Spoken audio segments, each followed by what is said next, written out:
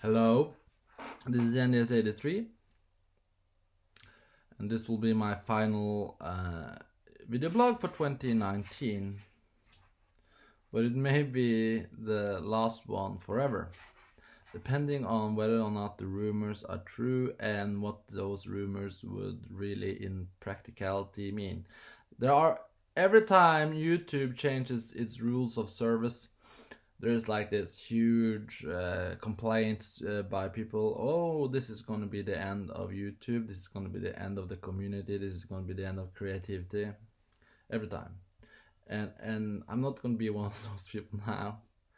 But there have been plenty of examples, like the ad apocalypse, you know. I don't have ads on my channel. It's never been an issue. I think I had... one of the times YouTube changed its rules of service was that first you could be a creator, and then you could get ads on your channel after you had this and that many hours of views or something like that, or a decent amount of hits. I think you had to have 20,000 views or something like that. So I added ads then. I got nothing from it, nothing at all, and then they changed the rules. Now you had to have 1,000 subscribers, and if you look at my channel, I don't have 1,000 subscribers, so I lost it. And I said fine. I mean, I didn't get any money from the get-go, from the beginning. I didn't. So that's one of those times where the rules of service has been like, oh, the apocalypse is everything's going to go to hell. But I had never been making videos for money. If I did, I would have been dead. I've been starving to death. I don't make money off this. But this time around, and again, there may be some huge crazy hype of the problems, but I'll have a look. I found an article about it, and it's on Mashable. I don't know if it's a credible source, but it says YouTube says it can delete your account if you're not commercially viable. Now, that could mean plenty of things. What I suspect is that it's an excuse to that this clause makes it easy to delete whatever channel. You know, any channel that says anything they don't like, they can delete without adding any political hate speech explanation. They can just remove it because it's not commercially viable. And I have a bunny. One moment. Oh, here. Have a look at the camera. Good boy.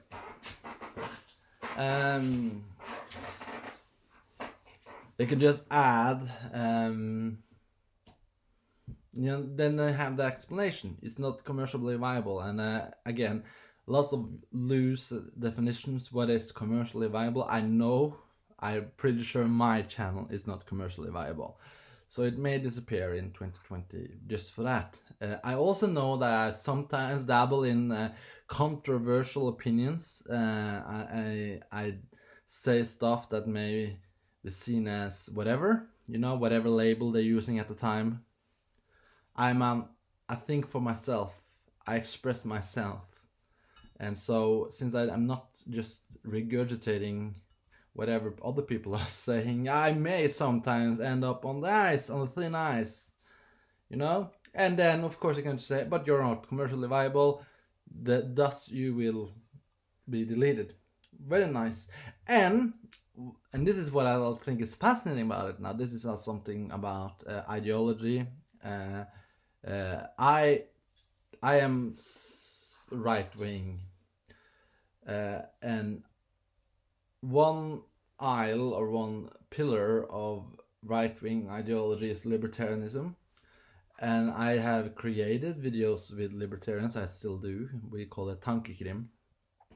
There are at least 2 libertarians there, and libertarian ideology is that freedom of expression and private property is like and capitalism is like the most important things. And in this example, you really see the problem with their ideology. It's not logically consistent because you can't have both.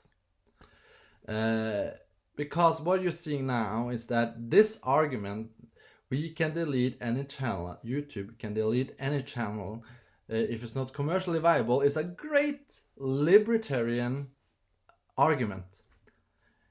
There are a lot of channels on YouTube. I've even thought about myself. There are like an extreme amount of videos being uploaded. I have never understood how they can keep it up. Constant expansion of their hard drives, their storage spaces, to store people's nonsensical videos that nobody's watching. Like mine, but it could be like bunny running around. Actually, people are watching videos with bunnies. I probably should add more videos about my bunny. Than I think people will watch the ad. But the point is, they're clogging up YouTube with a lot of videos, gameplay videos, videos of all kinds of quality and commercial viability. And I thought, like, how can they keep it up? And I guess they're reaching some kind of end. I can sympathize with that. How can they keep up this expansion of storage space to keep all those videos that nobody's watching? Yeah. But the point is that, but there also will be an infringement on certain people's freedom of expression. And my channel is probably going to die by 2020. And I think many people think that's no loss, and that's fine. But I just want to recognize that my channel will probably die from this. And for whomever may be concerned, probably Tankekrim. Tankekrim is mainly on Norwegian interest videos, and it's also like, again, it's my fault for making videos almost deliberately uncommercially friendly. It's not like I'm saying I want to make something nobody will watch. That's not the point. But for instance, when you make Tankekrim that has a right-wing leaning, which is already unpopular, and then you make the creative choice of making most of those videos Norwegian, which is then even closes in the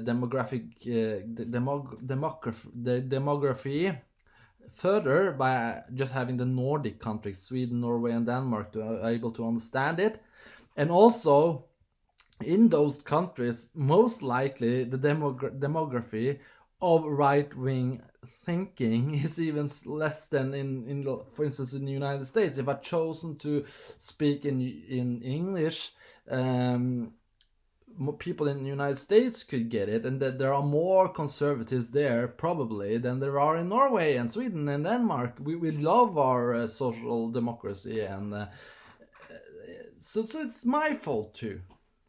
I probably, if I was more calculated in my creative choices, I probably should have made a video series, a political video series like Tankekrim, should have been left-leaning, very politically correct.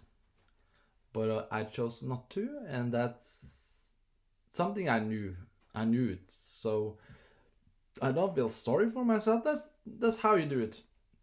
I couldn't have made a political show or a political debate or political idea platform that just regurgitated whatever other people are thinking.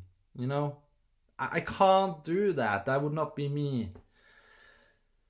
I think it's when I made, or with other people, Tankekrim, it was about adding a new perspective. But a new perspective is not something YouTube wants.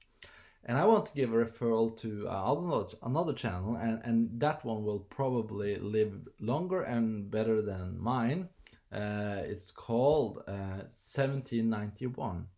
And he made a video reflecting on the issues I'm now trying to reflect on, with higher quality editing, lots of good animation, stuff like that to keep us entertained while we learn. And that video from 1791 is called Build Your Own YouTube, and he reflects there on the issues of he reflects on the issues on libertarian ideas of the businesses should own their own companies. I agree, I'm right wing.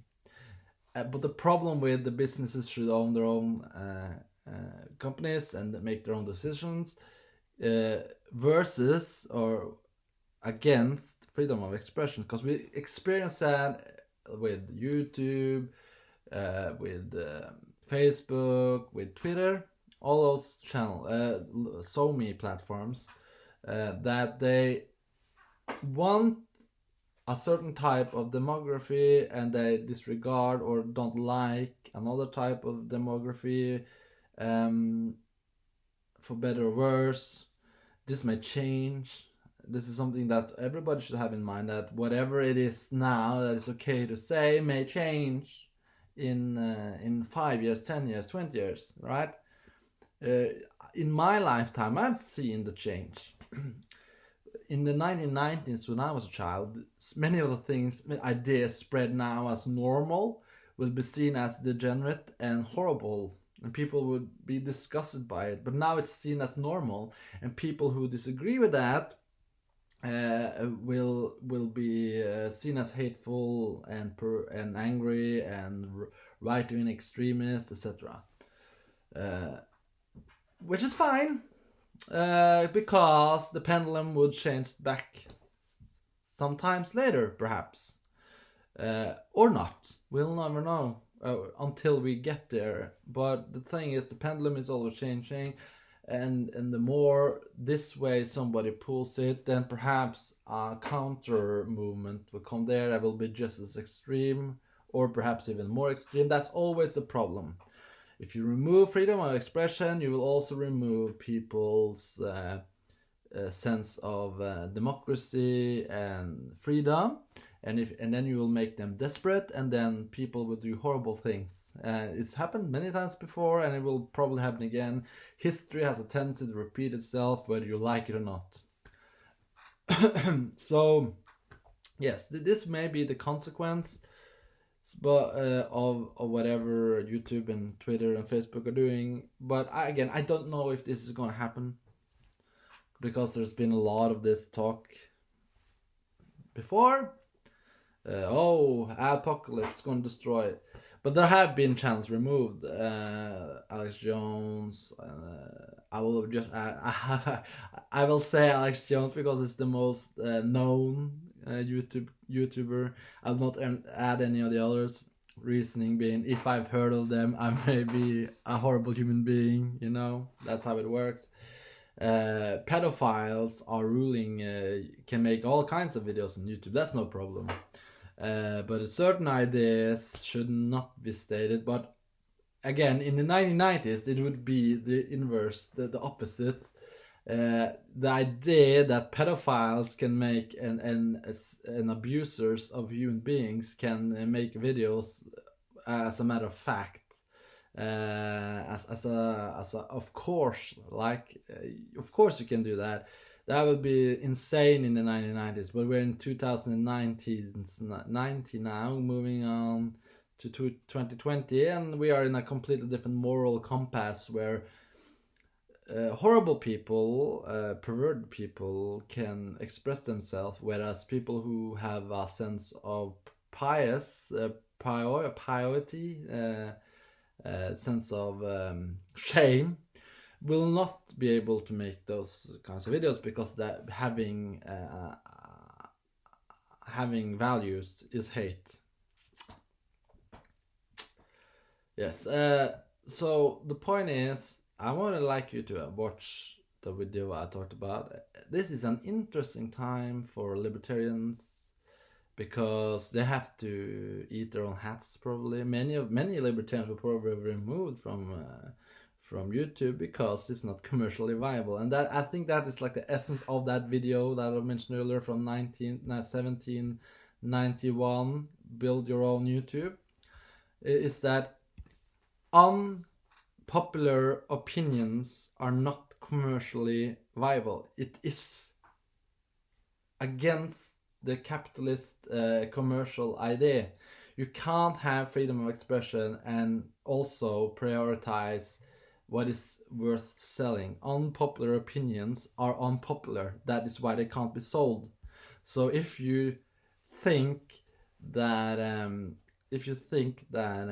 freedom of expression can be kept while at the same time thinking that the biggest platforms can do whatever they want, if they don't want certain kinds of content, it can be removed for either their own ideology or because of commercial viability, it doesn't matter. You can't have freedom of expression then, because well, you can build your own YouTube. That's like the idea of his video, but you can't really do that. You can just kick them out of the platform and then can create a little echo chamber like Gab. Oh, I don't know about Gab. Sorry.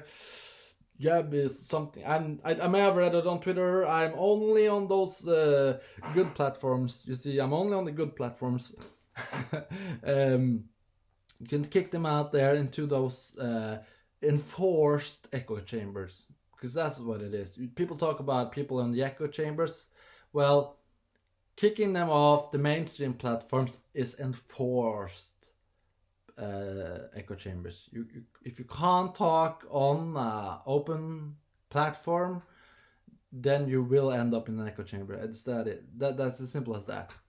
And also, to make another example, is that you will also create two echo chambers at the same time. You will have the politically correct, whatever at any given time is the correct idea, echo chambers, and then you will have the whatever you would call that other sphere of ideas. Some people would call it hateful, bigoted, but I would just call it other points of view. But you will have an echo chamber for the politically correct, like YouTube, Facebook, Twitter, and then you would have another echo chamber, much smaller, probably struggling to keep it up, for the people you don't like, and then they too will either die out, which I think is what YouTube and other people are hoping for, or getting more extreme, more angry, with the results we have in Norway experienced at least twice. So yeah.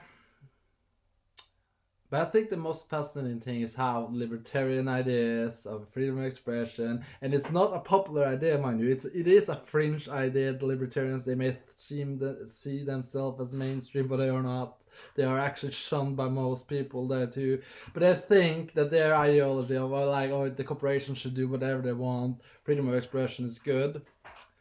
They think that it can be consolidated, just like communists think that freedom can be upheld even if we remove the capitalist society, right? The problem with people is they are too ideological. Whatever the ideology, it doesn't matter. Right wing, left wing, libertarian, communist, it doesn't matter. If you can't see the world in its different shades, like in this example, right? YouTube is kicking out unpopular opinions. That these two values are crashing into each other. If you can't see that, then you're an ideologue. Then you're an idiot. Then you're a fool. And I think that the core, bigger and more important than capitalism for libertarians, I hope, is the freedom of ideas, freedom of thought. I hope so, but I suspect that they actually think, that many of them at least think, that it's more important that Google and YouTube do whatever they want. That makes them introverted communists, because you just replace the centralized power from state to corporations, you know. It doesn't matter if it's Stalin or if it's Zuckerberg who is effing us in the A. But libertarians don't see it like that. But it's the same. You're still getting effed in the A. Whether if it's by Stalin and communism or some huge corporation. It doesn't matter. It's the same thing. The end result is the same. But they don't understand it like that. And that's because they're ideologues. And the problem with ideologues is that they think that politics and reality is like rooting for a bleeping football game. Like, you have to root for the team no matter what happens. You can't be pragmatic, but you need to be pragmatic. You need to see the world for what it is. But I think that will be the end of my video now. Just watch 1791's Build Your Own YouTube. Realize that this is, if this is true, and I don't believe necessarily it is true, because there has been a lot of judgment days before. But I think there's a chance that my channel, this one, and Tankekrim may disappear. And I think that's funny, because especially Tankekrim, if that dies, because that is sort of like a slightly libertarian type of idea program. And it's gonna die because of their own beliefs. I see the irony in that. And if you can't laugh about it, then you better blow out your brains, because this is not going the way it should be. And we need to blackpill. We need to understand that this is how it is, and it's not going to get better. Just keep your head low. Watch what you're saying. Be anonymous if you can. Don't do anything stupid, and maybe you will live long enough to either see changes or at least accept it. This is the future, and libertarians are not going to help. Trump is not going to help. They don't understand how things work because they are ideologics. Freedom of expression is threatened, and it's been for 5, 6, 7 years. People are not talking about it, or if they are talking about it, they are applauding it. Just today I read an article in the Norwegian newspaper. They are talking about some people, not specified, not identified, not defined, just a group of people, and they are threatening. And it's not Islam, of course. It's some type of people with certain types of political beliefs. They are a huge threat, they say, but they don't define what this group is. So it could be me, it could not be me, I don't know. And they are a huge threat to democracy, a system they don't even believe in themselves. They don't believe in democracy. The people who advocate democracy the most are usually the people who don't really believe in it. Like you see when Trump won and see Brexit, they don't believe in democracy. And they don't believe in freedom of expression. And libertarians believe in freedom of expression, but don't understand how this works compared to capitalism.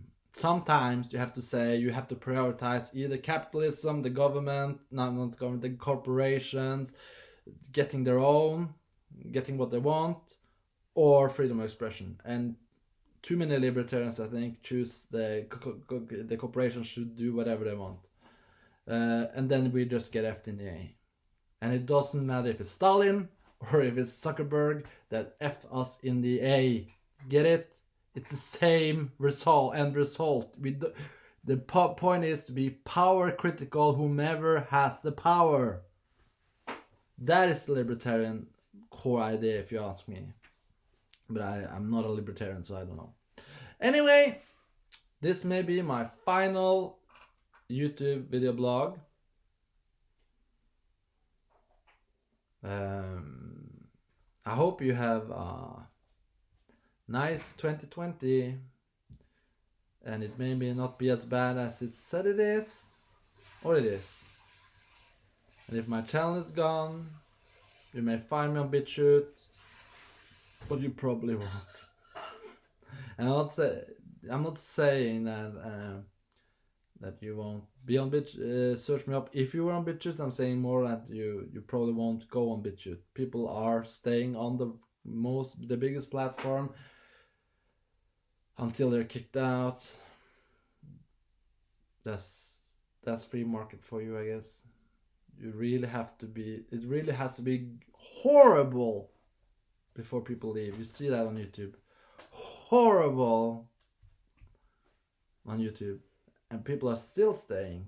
The change, you're feeling like you live in a Kafkaesque world where the rules are changing and you don't know up and down. You know you could be gone tomorrow, but you're not sure because the rules should not be defined. Well, see you around. Bye bye.